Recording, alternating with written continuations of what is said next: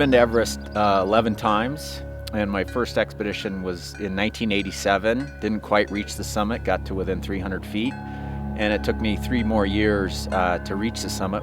And then my last and 7th ascent was in the spring of 2009.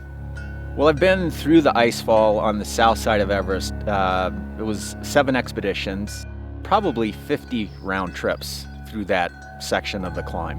Whenever you enter that icefall, you are basically in an area of uncontrolled risk. Doesn't matter if it's night, doesn't matter if it's day. That glacier is always moving, and those ice blocks are always shifting and tumbling.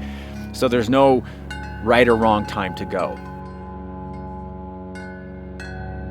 It was very sad and tragic to lose 16 Sherpa, and I think because of that, when the Sherpa walked away and said, in reverence for what happened, that was a great decision. Secondarily, they collectively came together as a group and then made some demands from the government asking for better compensation for death and injury, and they've received that. So I think that is the positive outcome. I think the kind of eye-opener for a lot of people is that when the Sherpa quit working, nobody climbs Everest.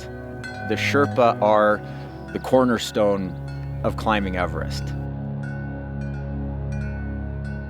Well, to minimize the risk in the icefall, it's just being as fast as you can when you're traveling through there. You know, it's harder to hit a moving target. And I've gone through there, 50 times, and every time I look up into it and think, I can go as fast as I can today, but today could be the day when I'm in the wrong place at the wrong time.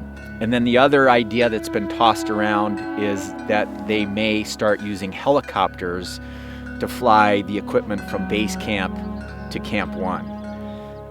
That'll be a lot safer in terms of the number of times the Sherpa need to go up and down through the icefall, but it's a very contrived way to climb a mountain. And I would think that would be a sad way to climb Everest. When you decide to go on that side of the mountain, you have to accept the fact that you will be traveling through the icefall. It's just one of those objectives that you can't eliminate. It's always going to be there.